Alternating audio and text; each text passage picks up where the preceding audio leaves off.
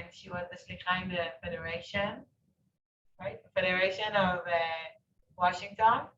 Talia is a filmmaker from Israel, and I'm happy to introduce her and to enjoy the today program of Eye on Israel.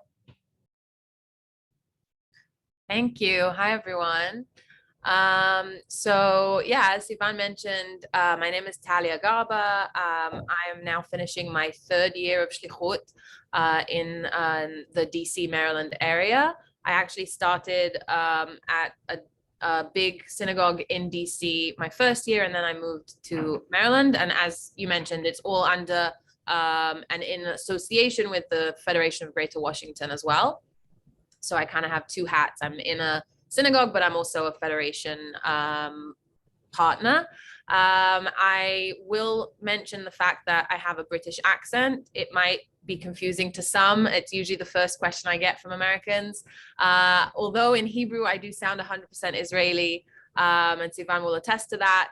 I was born and raised in Israel, but in a British household. So my parents made Aliyah from England, and they spoke to me and my brother in English, and that's why we both sound like this.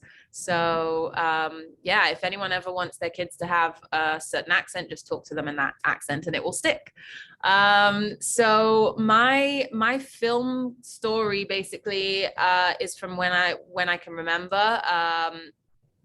I think my bug for cinema sort of got to me from my father. He was a huge film buff, and as kids at home, we would always watch old movies with him. I was probably the only young, like 10, 12-year-old that was watching Hitchcock movies in black and white. But it definitely stuck with me throughout the years.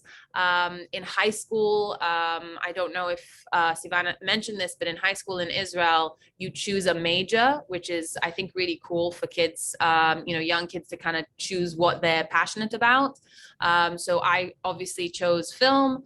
So I did that for 3 years in high school. And then as life would take me, I also ended up being a military photographer in the IDF. So I was really, really fortunate to do something that I was very passionate about, and that taught me a lot.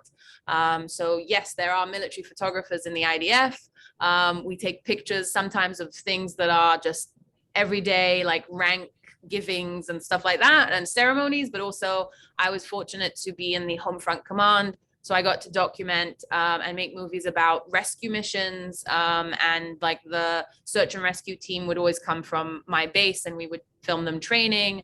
And then I was also just lucky to do fun things like Lady Gaga in concert came to Israel, and for some reason they needed an IDF soldier to film that. Or different fun things like that I did in cooperation with the Galei Tzahal, which is the IDF radio station. So they chose us to just do their films for them, which was really cool. And then when I finished the army, I had a choice to make. Where would I want to study, what college to go to? And I chose to go to the Sam Spiegel Film and Television Institute in Jerusalem. It is very, very cool. It only about 20 people get in a year. So it's sort of very boutique and exclusive. So they definitely make you feel very cool that you got accepted, and when you go there, it really is like a factory for making filmmakers. It was 5 years of studying, and it was very, very intense. You get to try your hand out in all different aspects of filmmaking the first year, and then the second year you kind of major in two aspects that you want to focus on more. So everyone gets to be a director, but you also have to choose two other things. So I chose editing and photography or videography, cinematography, that kind of thing. And yeah, when I graduated, I worked for about a year at a television company. I was doing full-time editing for all the different lifestyle channels. So that's my story in a nutshell. But today I don't want to talk about myself, I promise. I want to talk about film in general, but specifically women in cinema. And women in Israeli cinema also, I think, is a very interesting chapter in our sort of looking back at film and cinema historically.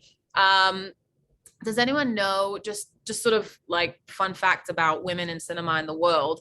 Do you know how many women have won the Oscar for Best Director in 94 years that the Oscar has been around? Rachel says one. Okay, that's close. Two. Two, exactly. Yeah. So I think it was not last year, the year before that. Maybe I'm kind of losing track of time because of COVID, but either last year or the year before that, it was the second time a woman won for Best Director, and that was Chloe Zhao.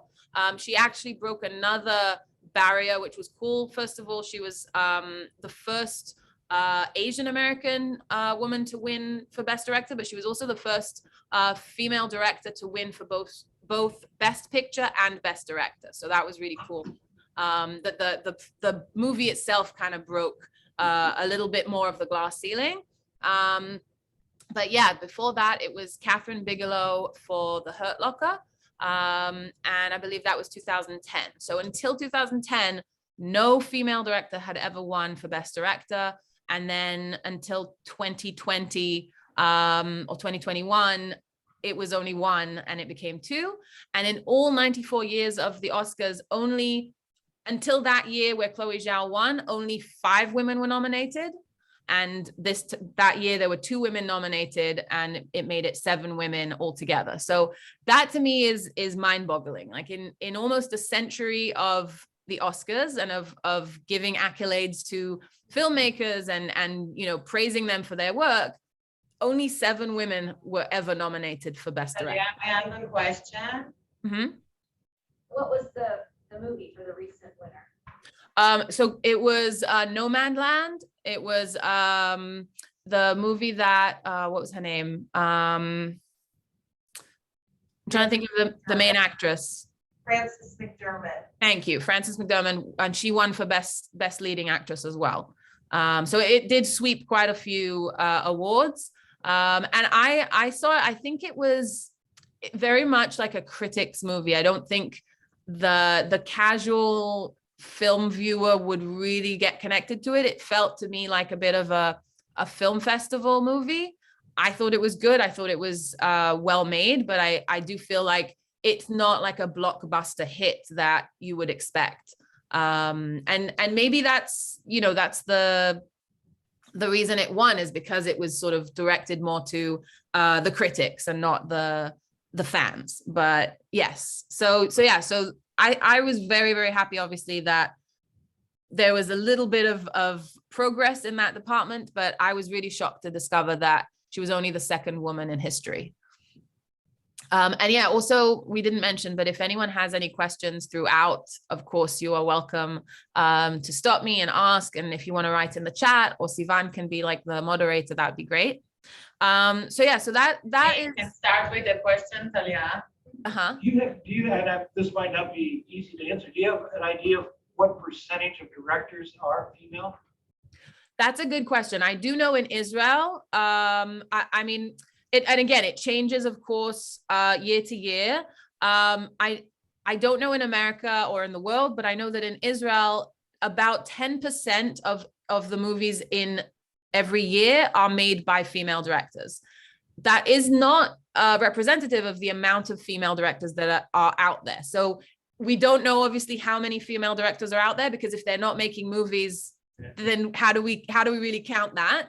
But I do know that the statistic was researched that more than 50% of the students in film school are women. So there's more students studying to be female directors, and then they come out of of school, and they don't go on to make movies, possibly because they're not given the same opportunities. I mean, I can't attest to that really, but it is really sad to see that it's more than 50% in the school, but then it's only 10% in yearly films being made.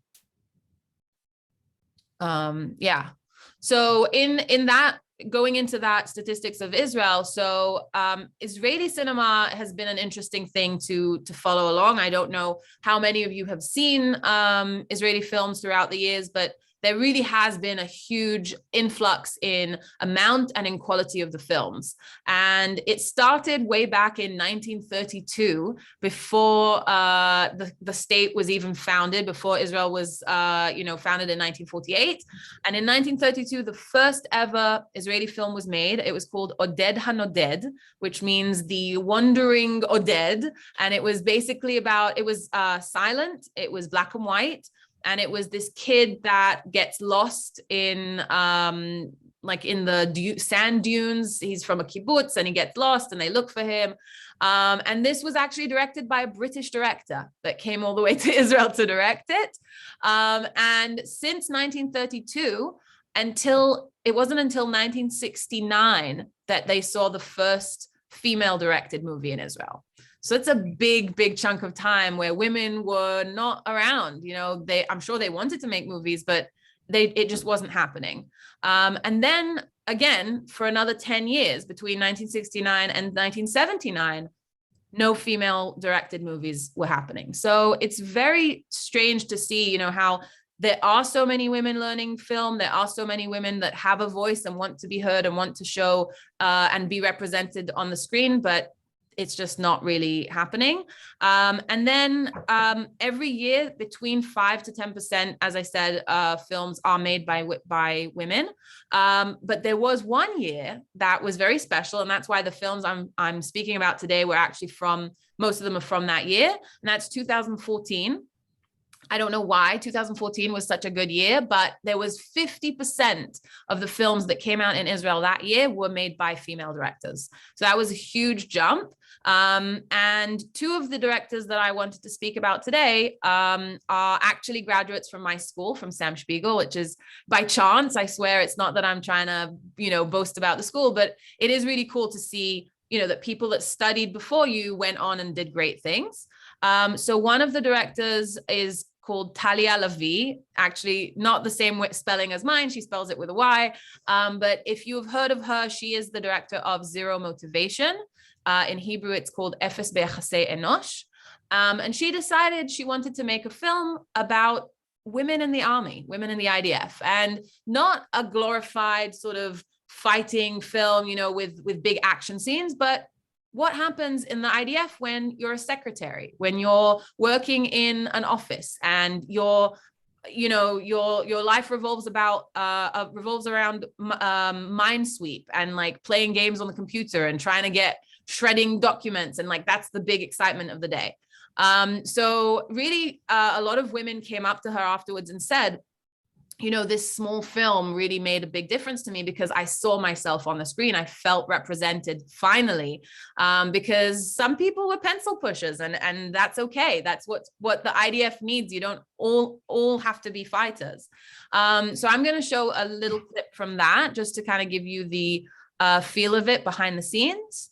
And then I have a few other things to show you. So this first clip.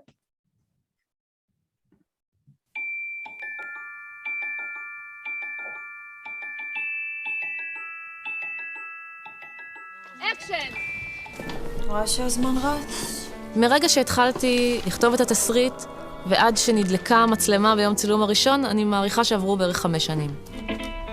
בקדח סיכות. האביזר הכי יקר במשרד. המכתבים שלי אשכרה הגיעו למישהו שיט! אוקיי.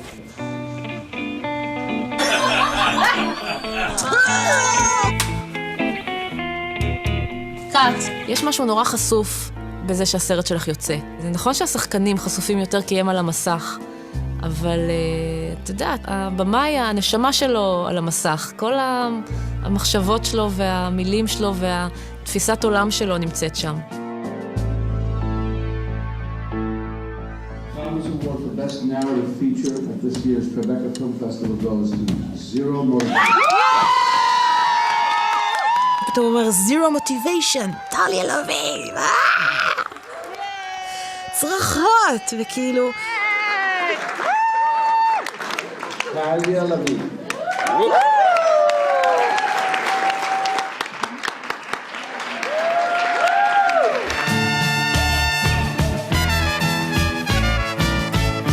אפס ביחסינו. כי זה סרט ישראלי שהוא פן טהור. החוכמה בו זה שיש בו גם מסרים, אבל הוא מצחיק, ולכן אתה מקבל אותם ומפנים אותם רק אחר כך. לא רק שאפס ביחסי אנוש מצחיק, מרגש וכיפי, אני כאן בשביל לדווח שמדובר בסרט חשוב. הזוכה היא טליה גרבר. Okay. So I always get, it always gets me, I get emotional when I see the Tribeca Film Festival part. First of all, that was Robert De Niro giving her the award, which is really, really cool to begin with. But I was really fortunate also to be part of the Tribeca Film Festival as a student with a film that I edited the next year.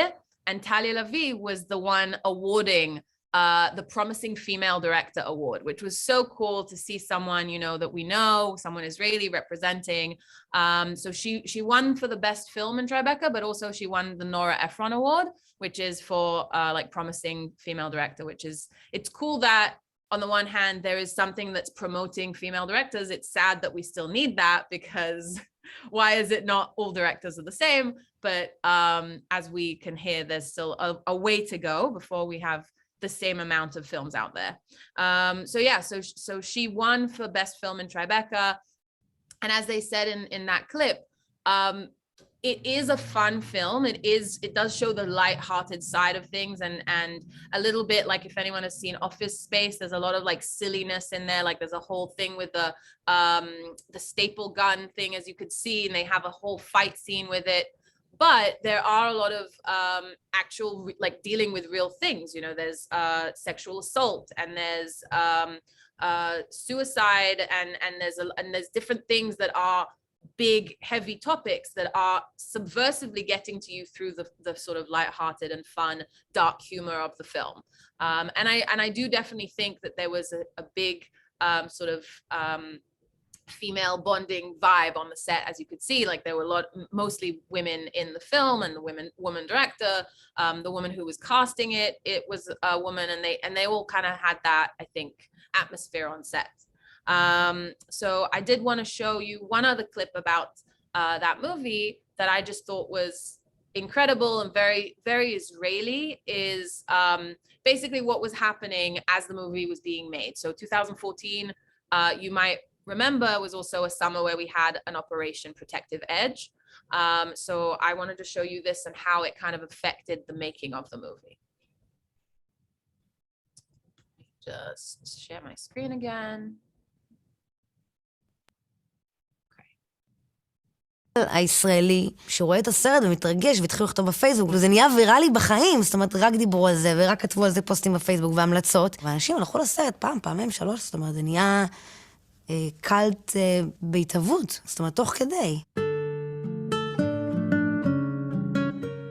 בערך חודשיים לפני הצילומים היה את מבצע עמוד ענן. רצינו לעשות סיורי לוקיישן לדרום, כל הסיורים האלה התבטלו. אני זוכרת שהגיעו גם בחורים לאודישנים, והם באו עם מדים, והיה רגע כזה שחשבתי, וואו, איך הם השקיעו, הם באו לאודישן עם מדים, אבל הם פשוט היו בדרך לצו 8, וזה התכתב בצורה מופלאה ומזעזעת עם הסרט, כי על זה הסרט מדבר. כי יום אחד תתעוררי ותביני שהיית 2 בצבא ולא תרמת כלום. לא טבעת חותם. בזמן שיש חיילים שנותנים את החיים שלהם. יש שם כל הזמן תחושה של מלחמה שיש בחוץ, שגורמת לכל הדברים הקטנים שהן מתעסקות בהם להיות עוד יותר חסרי חשיבות ממה שהם. יש מלחמה בחוץ ואת משחקת במחשב? אז זה התחושה כזאת. יש מלחמה בחוץ ואת עושה סרט? יש מלחמה בחוץ, קצת פרופורציות. מה קשור מלחמה? אני כולה קצינת מנהלה. באופן מדהים, שוב ומזעזע, בערך 2-3 שבועות אחרי שהסרט כבר יצא לבתי הקולנוע, התחיל מבצע צוק איתן. ואני זוכרת שהסתכלנו ואמרנו, טוב, אם זה ממשיך ואם זה נהיה יותר רציני, אז זהו, נגמר הסיפור הזה של הסרט. ובכל זאת, כשמסכמים יש כמה נקודות אור, סרט אחד שכבש את המסכים גם תחת אש. הלהיט הקולנועי הגדול של הקיץ הוא לא סרט אקשן הוליוודי עתיר תקציב, אלא דווקא סרט ישראלי קטן, אפס ביחסי אנוש. הקומדיה השחורה על 3 נשים בצבא הצליחה למשוך לאולמות בחודש האחרון מספר מדהים של ישראלים, 250,000 צופים. הגיס שלי גויס בצו 8, היה מפקד טנק, ולא שמענו ממנו כלום, לא ידענו מה קורה, חי, מה איתו וזה. פתאום הוא מתקשר אליי, הוא אומר לי, תגידי, אני אומרת לו, תומר, אלוהים. אז אמרתי, תגידי, איזה שיר יש שם בסצנה עם הקצינת ת"ש והחייל, או איזה שיר יש? שלומי שבן? אמרתי לו, קודם תגיד שאתה בחיים, תגיד מה קורה, מה עם ההפסקה הזה? לא, אנחנו בטנק, אנחנו מדברים על הסרט. והסרט פשוט חדר לשדה הקרב. הוא פשוט, הוא באמת היה תומך לחימה, לא רק ברמה השלישותית שלו, הוא תמך בלחימה. חשבנו שאולי הסרט יכול נורא לעצבן בתקופה כזאת, כי הוא בדיוק מתנגש עם ההירואיות ועם הרצינות הזאת ברורה שיש בתקופה של מלחמה, ורוח השטות שיש בסרט. אבל איכשהו אני חושבת שאנשים מצאו בזה נחמה. מצד אחד אנשים חיפשו מרחב מוגן להיות בו, ובגלל זה בתי קולנוע עדיין היו מרחב מוגן, אז זה היה מקום שכן היה אפשר לצאת לבלות בו, והם גם חיפשו מרחב מוגן רגשית, שזה להיכנס לתוך סיפור של מישהו אחר. תמיד, זה סרט. So, yeah, I thought that was really interesting to see that juxtaposition between what's actually happening in the movie when most of the movie is talking about how, you know, how can you be talking about mundane, everyday, trivial things when there's a war going on outside? And that was also what was happening when she was trying to make the film, right? When the first time when they were starting to scout for locations was a previous operation. And then when the film is finally finished, because it takes so long for films to get made and edited and everything, then they have to have another operation that is getting in the way. And I think that's really, it shows you what it means to be, I think, an Israeli filmmaker. There's certain things that you can't even take into account when you're making a film. There's so many unknowns and so many things that can go wrong. Who even thinks about a war or an operation actually, you know, ruining your either filming or ruining the fact that the movie's going out to cinemas and you want people to go out, but they're, you know, going to shelter.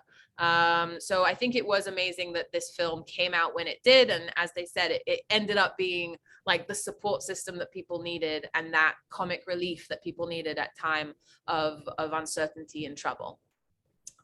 Any questions so far about this film, Talia Lavi, that this sort of moment in time that let this film be such a success? And by the way, 250,000 people to seeing a movie in Israel is a huge success. I know it's not the blockbuster millions of people in one weekend that you get for maybe a Marvel film here, but it definitely is a huge, huge success in Israel. Where can we view the film? Oh, that's a good question. I mean, I know that it's definitely like on the, there's like streaming apps for like Israeli movies and I can't remember what it was called, like High Flicks or something, like some. Yeah. So I think they have a whole bunch of Israeli films there. Definitely there's DVDs that I've seen of it. If anyone still has a DVD player, then that's definitely. Talia's the JCC in Manhattan has like an Israeli film center. Are they screening those? Oh, I don't know. Maybe. That's a good question. There's a chat here. Maybe we can show the film in the film festival. Oh, that's cool. We have Yeah. festival in Omaha, so. Yeah, we'll talk to the JCC. They have the film festival, and then the other ones, and the one in New York, and also the other ones, all the film festivals. Well, the Israeli, they do. There's in the JCC in New York. They have an Israeli film center. Oh, okay. And they do streamings, at least virtually. They probably do them in person now, but they also had a library where they do screening of films that you could rent. Right. Like I think it was $12. Cool. For whoever, like you can get a whole people like to watch it, so you could like do a streaming of it. Yeah.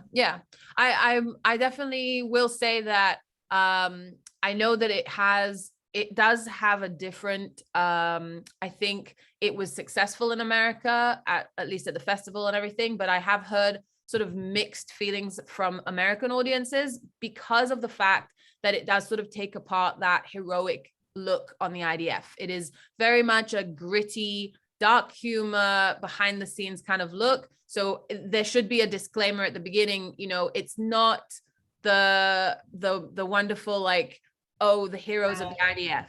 Yeah. Right. Like, So, there is the impression that everybody is like a Mossad agent and what's amazing in the army. right. And a lot of the roles in the army is just like office stuff. And Right. So yeah. So and also there's a lot of like humor that I think a lot of it does translate. Some of it is maybe very specific to if you were an officer in an office, you know, in the middle of nowhere, sort of feeling like you're insignificant. I wasn't in an office like that, and I did have a different experience in the army, but I got a lot of the jokes because I was in the army. But I do think that it does work well for different audiences, and as long as you come into it knowing that it's dark humor and it doesn't take itself too seriously. So yeah. But I digress. I wanted to go on to the next topic, which is another female director.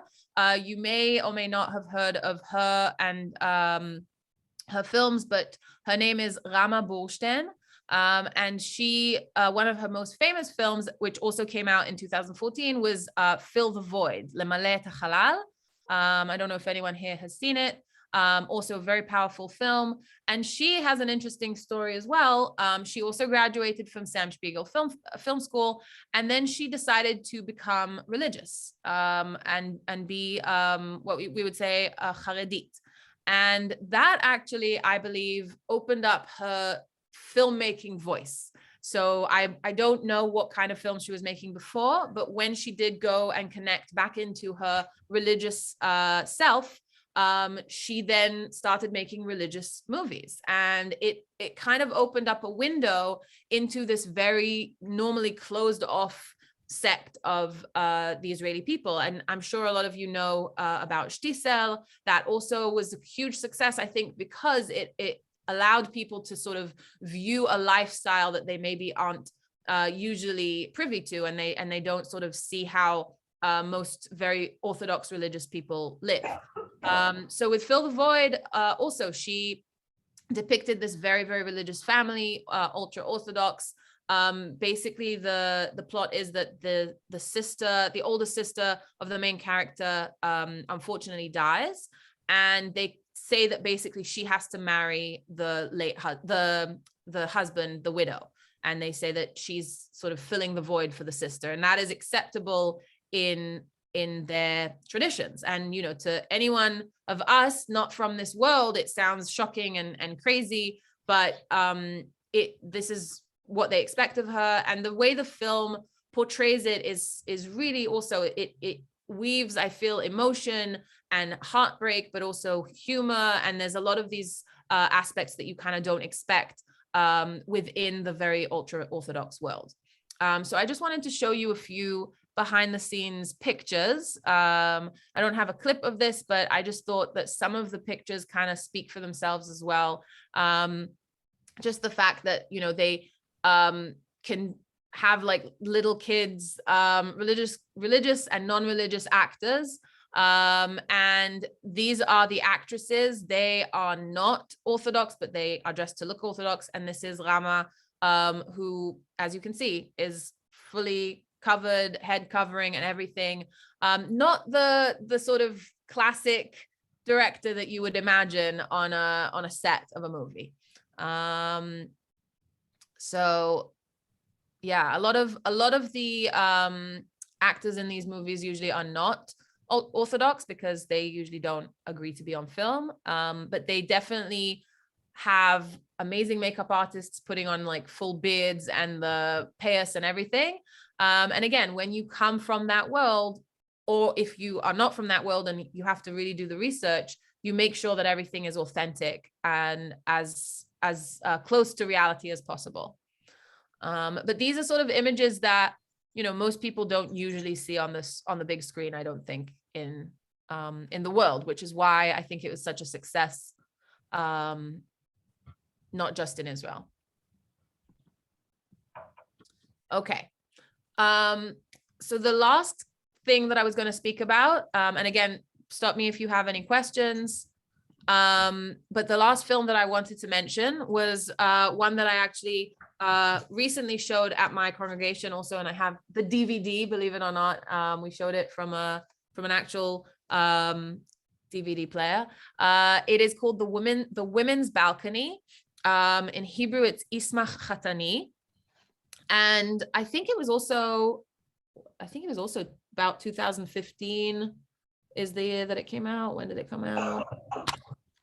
Maybe it says it on here.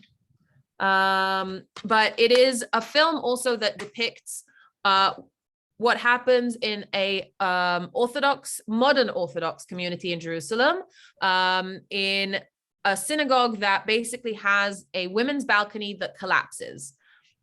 So there is a bit of a behind the scenes thing, but I'm gonna skip the first part, which shows how they did the explosion scene and everything, which is also very, hard to do when you don't have huge budgets like in Hollywood. But they basically had to find a synagogue that was willing to let them fake explode their building and have the whole women's balcony come crashing down. And basically the plot of the film is that the women want to have the balcony fixed and have a place for them to pray. But the men get this new rabbi that comes in and sort of starts telling them what he thinks they should do. And he says, you first need to get the Sefer Torah, the Torah scroll, have a new one come in because one of them was ruined in the whole explosion. So this starts sort of a standoff and a fight between the women of the congregation and the men. The men want to listen to the rabbi and bring in a new Torah scroll, and the women want to have their section, their balcony fixed and a place for them to pray. So it really is interesting to see how they suddenly get to lead a rebellion, and they're trying to, join together and make a change. It's something, again, that you don't always see in movies. You don't always see how the women in an Orthodox community can be the setting the tone and sort of leading the way. And I think that that's really interesting. The director of this was a guy, but the writer was a woman. So I'm going to show you a bit of a clip behind the scenes, and the woman speaking about writing it is the writer of the film. So I'll show you that. And it's just finished the scene of how they did the explosion. So, can you see that? Yes. Okay. כל מי שגם אצלה בבית כנסת יש, כלומר אין עזרת נשים ראויה, מוזמנת להצטרף אלינו. נשים למען נשים! הקהילה הבוכרית בירושלים נמצאת במצוקה. בית הכנסת שלהם זקוק לשיפוץ דחוף מצד אחד, ולספר תורה חדש מצד שני. רב חרדי צעיר ונמרץ שנכנס לחייהם, מטלטל את עולמם וגורם לקרע בין הגברים לנשים שיוצאות להילחם על מעמדן. הרב הזה סיפרתי לך עליו? תכירי אותו, תביני, הוא בן אדם טוב. אתה עוד לא רואה מי הוא? איפה נעלמה עזרת נשים? הוא את כל העולם מסובב. איזה כבוד עושים לו? יותר מדי כבוד. אולי הגיע הזמן שנעשה לו קצת בושות. למרות מקומן בעולם הדתי-חרדי, הנשים בישמח חתני הן החזקות שלא נכנעות ועומדות על שלהן כדי להשיג את מבוקשן. יש כאן מסר אולי חתרני. כשאנחנו עומדות ביחד, אורנה בנאי ואבלינה גואל ושרון אלימלך, אתה מרגיש איזה כוח, איזה אנרגיה שצומחת מכולנו. אני מאוד אוהבת את הצמא הזאת של הנשים שמעיזות לצאת נגד הגברים ולא לתת לבית להיהרס בגלל מישהו שבא ומטיף להם. בכל זאת, קצת כבוד. בטח כבוד. למה קצת? הרבה כבוד. אבל איפה הכבוד שלנו? איפה? שהאדם חייב לכבד את אשתו יותר מאת גופו. את זה אתם יודעים? זה לא אני אמרתי. זה אמר הרמב"ם. הרמב"ם? מי זה היה תקווה? זה נשים שלא יודעות, לא מכירות את המילה פמיניזם. המלחמה שלהן באה מצורך אמיתי לשמור על הקהילה שלהן. הן לא יודעות שהן פמיניסטיות, וזה מה שאני אוהבת בזה. אני רוצה שתלבישי כיסוי ראש. באמת? מה אתה אומר? את לא מבינה שאישה זה כמו ספר תורה? את צריכה לשמור את עצמך. אני ספר תורה, אז חבל שלא הבאת ארון קודש, הייתי יושבת בפניהם. הנשים בעצם עושות סוג של חרם על הכפייה הדתית, וזה משהו שכמובן כל אחת מאיתנו בתור שחקנית ואישה שחשוב לה המקום, המעמד של האישה, זה נותן לנו תחושה מאוד מאוד טובה שכאילו הכוח הנשי פה מצליח להוביל מהלך. זה ממש קצת כמו שביתת מין בליזיסטרטה. ואתה מסכן שלי. Okay. I'm gonna stop it here because it's to me it's always interesting to see behind the scenes and see how the actresses take on the roles, how the scriptwriter intended for things to be. But I think the jumping off point of this film is just really interesting and very inspiring. You know, that it's a group of women who have had enough. They don't want to be told what to do all the time. They don't want to be second class anymore, and they know the importance of community. They know why it's important for the women to be part of this community.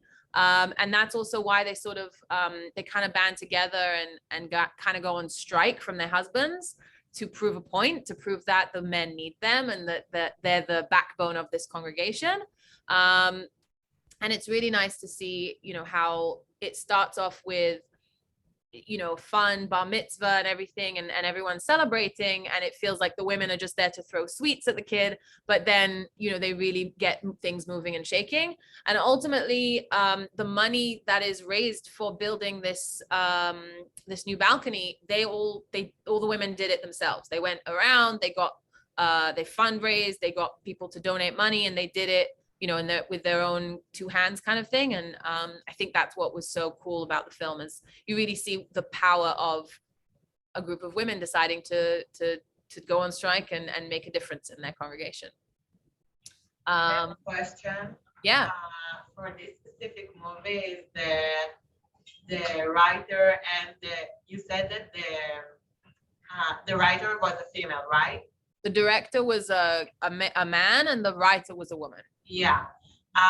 So they are coming from a religious background, or they just assume? So I think she, I'm trying to remember like what she was talking about in the rest of the behind the scenes. She isn't religious right now. I think she may come from a religious background in the past, and she sort of left that world. But I think also, you know, she's from Jerusalem for sure, and she is in that Bukharian community in Jerusalem, so she knows like what it's like to be in that community. A big part of the movie also is how the young character is constantly asked about when she's going to get married, and she ends up starting to see one of the disciples of this new rabbi, the preacher, and it becomes like this almost like a forbidden love kind of thing, because he's the bad guy that's telling them that they shouldn't have a women's balcony, and he's his sort of student, and she, you know, she doesn't want to tell her aunt who's leading the rebellion kind of thing. But yeah, I do think that it very much feels in the film that it's not made as a spectator looking into a community. It looks like it's made from within someone who feels like they're part of this community and they know what they're talking about when they're writing it, kind of thing. Yeah.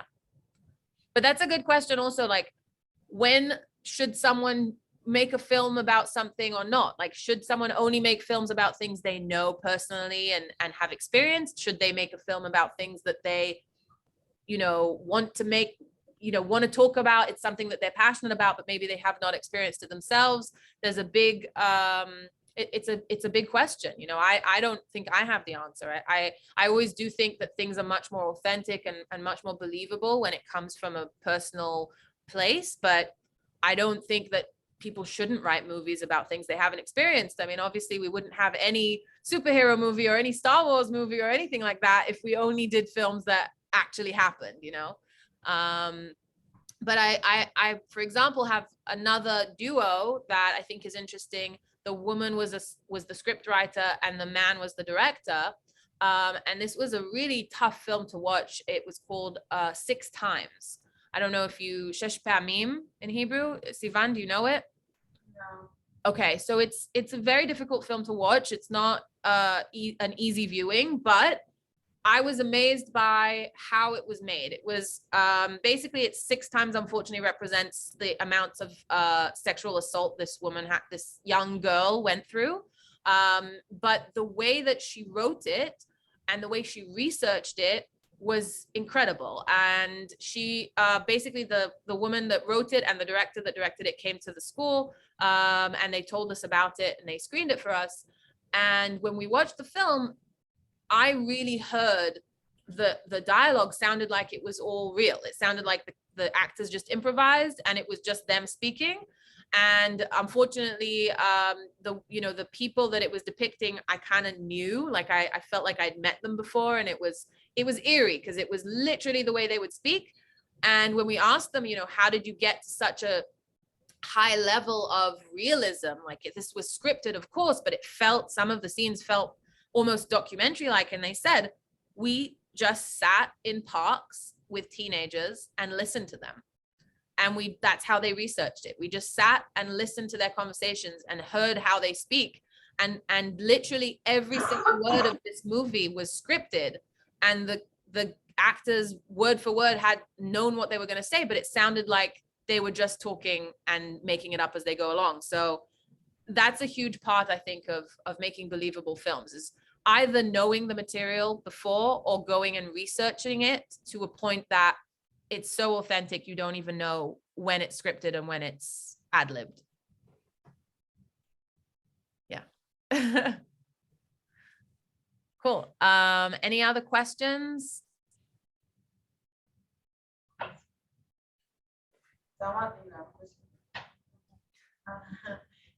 If any of the Zoom participants want to write a question in the chat, it's also possible. And Talia, I have to say it was super, super interesting. Of course, yeah. I'll interject with a question. Yeah, we have a question from Mark. I don't know. I understand this is a television series that's in Israel called The New Black. Are you familiar with that? Looks like you're not, because the next question was going to be, is there going to be a third season? Because I just finished.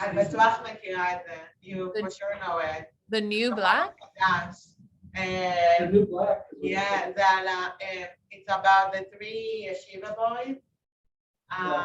What is it about? And they want to explore the world more so than being stuck in the yeshiva with strict things. And so it's just the story of their exploit.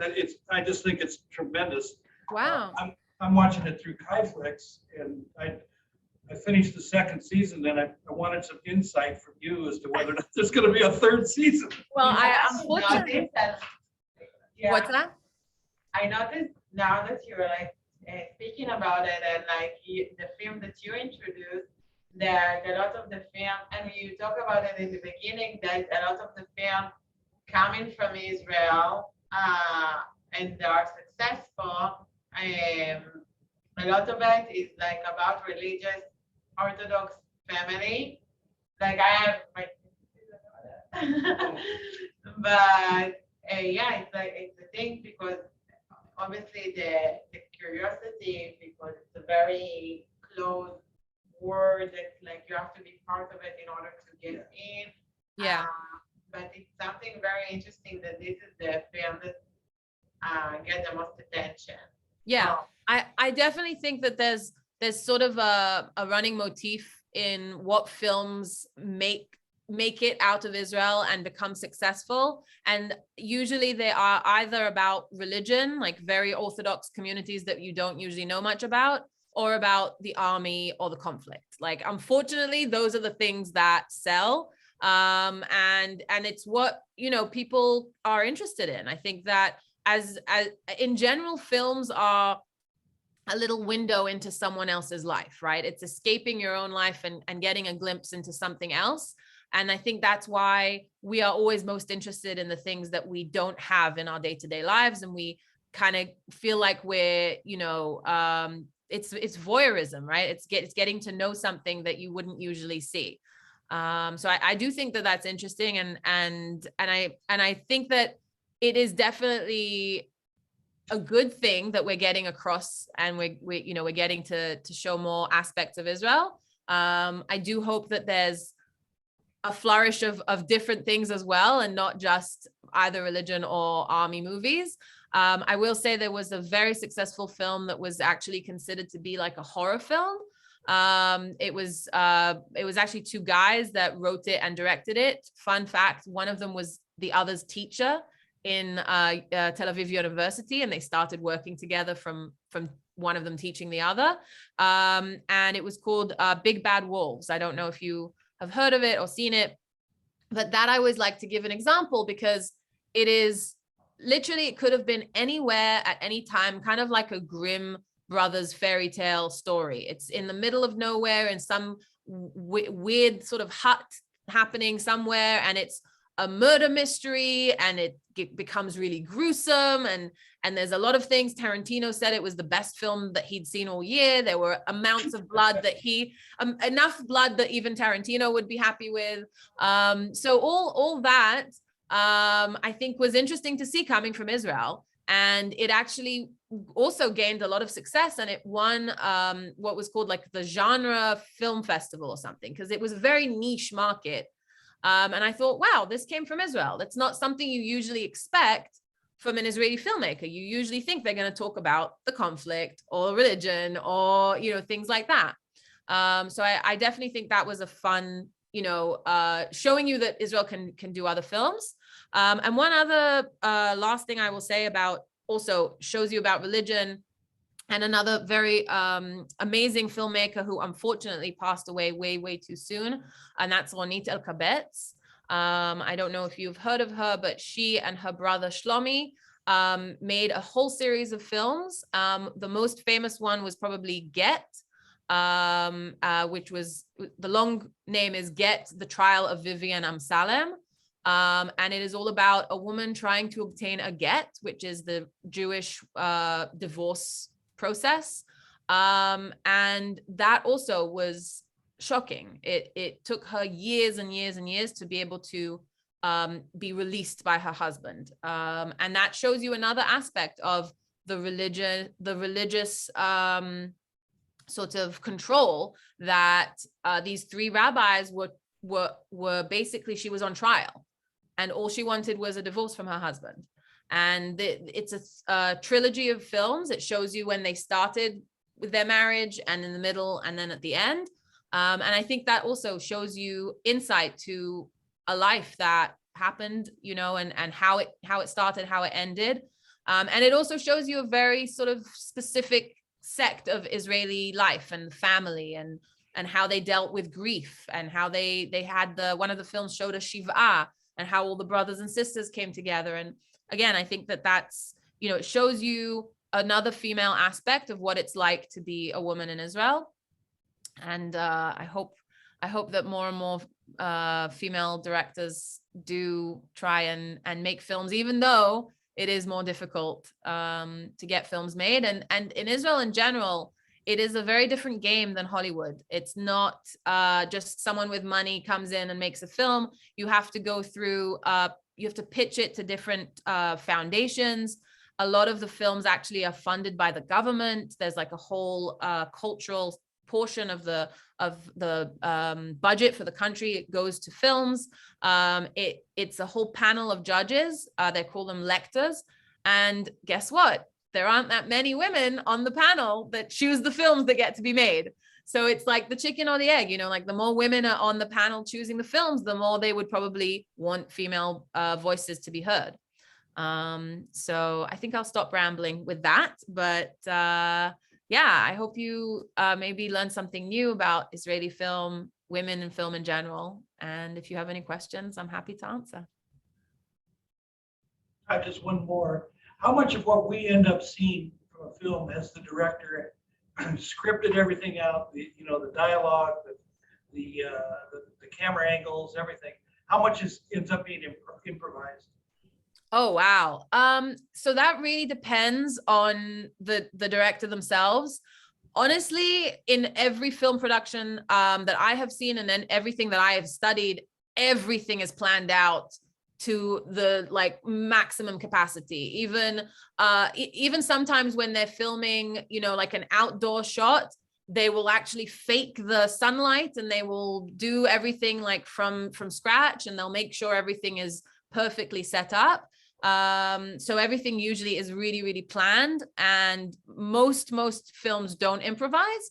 But again, it depends on the director.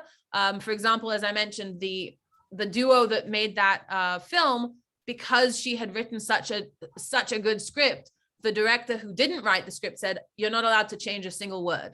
you have to say it exactly as it was written because it's so good, and I don't feel right changing anything.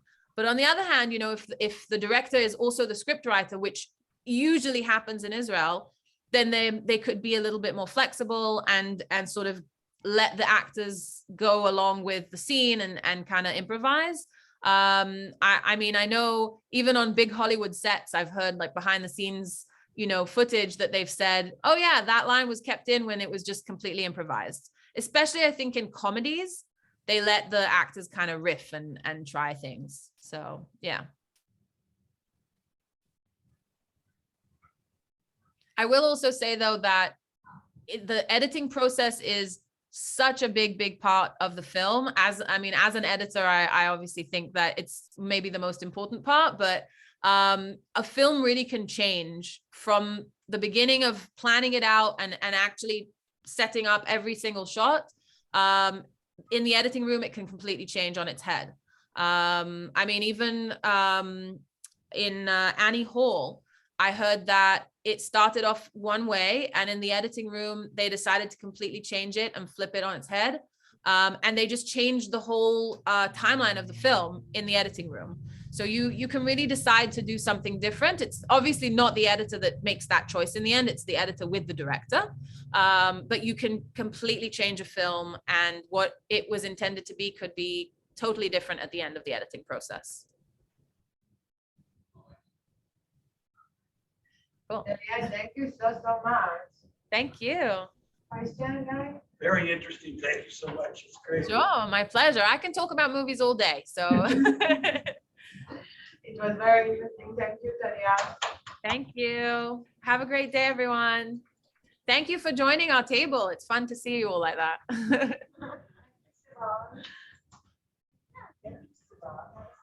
That was good. Yeah. That was a great presentation. Yeah, it was. Yeah, she's great. Talia מקבלת מלא מחמאות. מלא. Thank you. אני שמה לך שכם. תודה רבה, היית מהממת. Hi, thank you so much. Yeah, lunch break. Yeah, I decided to come down. Check it out.